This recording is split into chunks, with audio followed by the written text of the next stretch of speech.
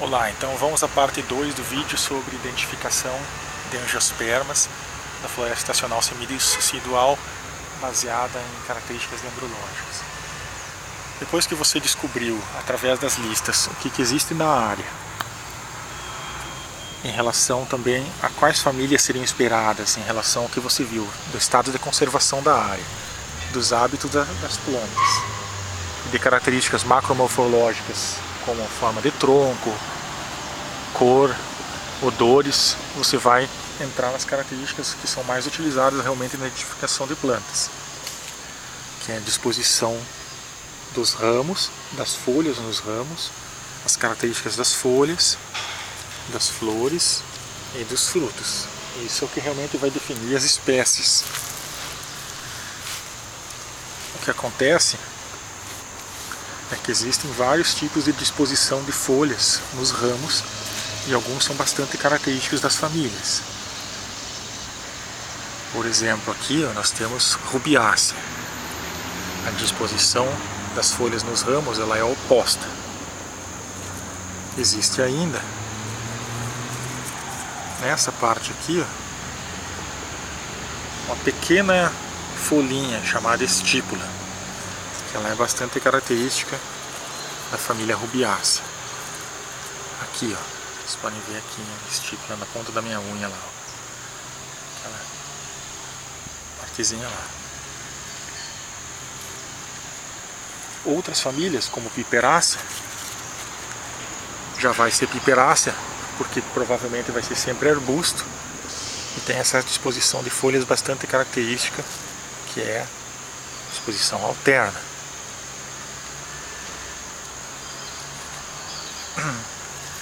Laurácea também tem disposição alterna, só que aí você vai chegar em Laurácea, comparando com piperácea, por exemplo, só para ilustrar para vocês. A piperácea tem folhas bastante delicadas, membranosas, já a Laurácea tem folhas mais consistentes. Você pode ter também folhas alternas em Euforbiácea, bastante comum. Só que Euforbiácea, você vai chegar na família, pensando só em folhas agora, porque as folhas geralmente têm uma tendência ao azulado, são verdes mais azulados.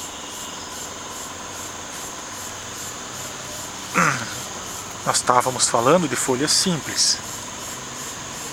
Deixa eu só mostrar isso aqui. Cadê? Eu quero mostrar uma outra família aqui. Tá aqui ela. Não. Que é Celastrácea. Celastrácea tem folhas com espinhos. Então você vai facilmente chegar em Celastrácea, porque na folha tem um espinho. E isso é comum em algumas famílias. Leguminosa também acontece isso.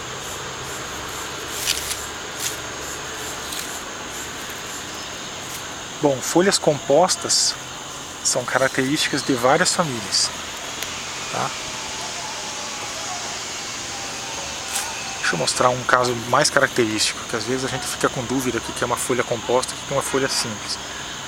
Por exemplo, eu tenho a seguinte ideia: quando cai a folha, sempre fica uma marquinha. Então ali eu sei que é a folha. Então será que a folha é isso aqui? Será que a folha é esse conjunto todo? Então onde caiu a folha no inverno é que eu sei onde realmente é a folha. O resto é parte dos folíolos, né? Então as folhas compostas, como essa aqui, são bastante comuns em algumas famílias, como leguminosa. A gente tem aqui mimosoide, que é uma outra forma de entender leguminosa. Aqui a folha composta de uma anacardiácea, que também tem cheiro bastante agradável. Aqui uma leguminosa Cesalpinoide, com suas folhas compostas. E aí elas podem terminar em pares ou em ímpares, os folíolos aqui, ó. Também é uma forma de se chegar a alguns gêneros. Achei, aqui tá a planta que eu estava procurando. Essa aqui é uma Celastrácea, provavelmente. Pode ser uma Malpighiácea, mas eu acho que é Celastrácea. Vocês podem ver ali ao longo contraste com o rio, que ela tem bastante espinhos nas folhas, tá? O que mais que eu poderia falar sobre folhas? A disposição delas, o tamanho delas e se elas têm pelos, né? Por exemplo, essa aqui, ó, é uma folha enorme, ó. Isso aqui é uma única folha de uma meliácea. Provavelmente é um cedro, uma cedrela.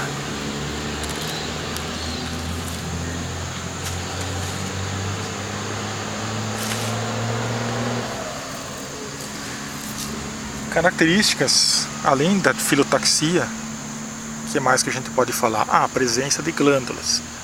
Aqui nós temos uma folha composta, que é do mimosoide, o engazeiro. E ali vocês podem ver aqueles pontinhos, ó, são glândulas, tá? Ou são nectários. Aqui a função é para formigas, né? Para elas protegerem a planta, elas vêm e pegam óleos e substâncias. Então, aqui tem uma outra característica interessante que também só ocorre nesse gênero aqui e raríssimos outros gêneros, que é o pecíolo alado. Então aqui vocês podem ver, ó, no meu dedo ali, ó, o pecíolo ele tem duas asinhas. Isso é uma característica comum em ingá.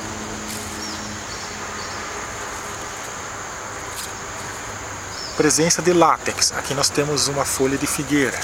Então, deixa eu ver se ainda sai látex. Isso aqui foi coletado ontem, então eu não sei. Mas acredite, quando você pegar uma morácea, a maioria das vezes você vai arrancar a folha e vai sair látex. A figueira tem uma outra característica bastante visível ali, ó, que é o pecíolo com canal. Pecíolo acanalado, então bastante fácil. Aqui tem uma outra morácea. Podem ver de novo ali, ó, onde está o meu mindinho, o pecíolo acanalado. As folhas dentadas. Esse aqui é uma amoreira. Mas você poderá encontrar o córnea nas florestas nativas com essa característica bastante parecida. Morácea também tem na base da folha a divisão geralmente em 3 nervuras principais, é uma característica interessante. Outras famílias botânicas, como eu ainda não mostrei, essa aqui, por exemplo, Melastomatácea, tem uma disposição de folhas bastante característica e de nervuras também. Vocês podem ver que as nervuras partem aqui da base, ó. Onde está meu dedinho ali, ó. Partem da base, se separam e depois se unem na ponta da folha. Isso é característico de Melastomatácea.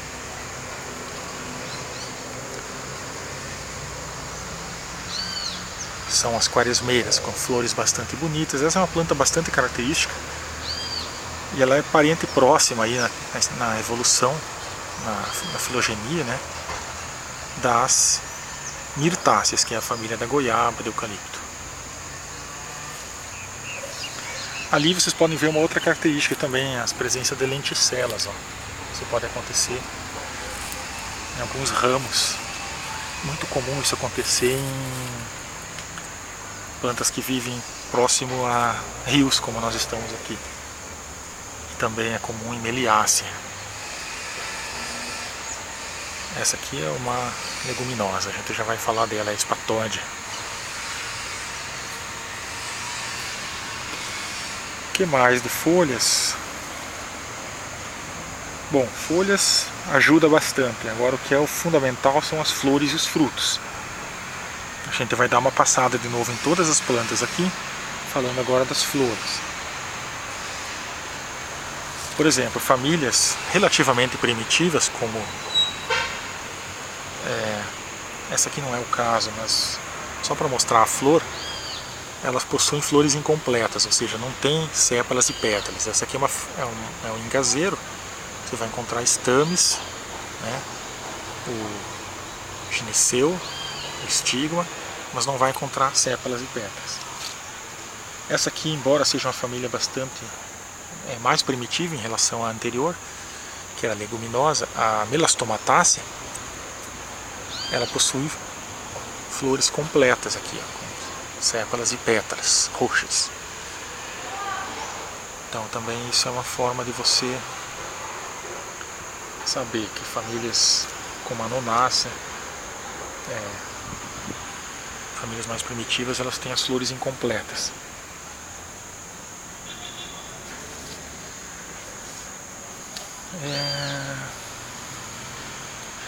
Algumas famílias é característica a presença de inflorescências, como aqui em Anacardiácea.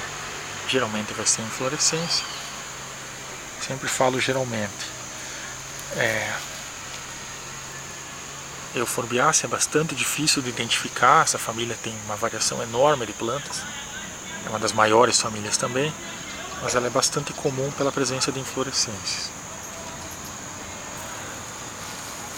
Fabácea tem um tipo de flor, imagino que essa aqui seja uma fabácea.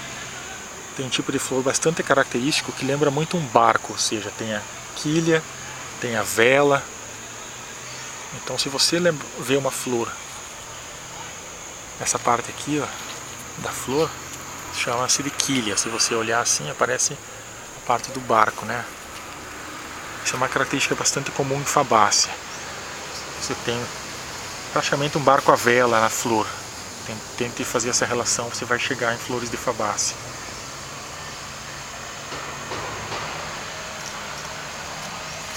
Algumas flores são bastante delicadas. E algumas flores de algumas famílias, elas possuem arcogamia, ou seja, primeiro a parte masculina ou feminina floresce, depois vem a outra parte. Isso é comum em Euforbiácea.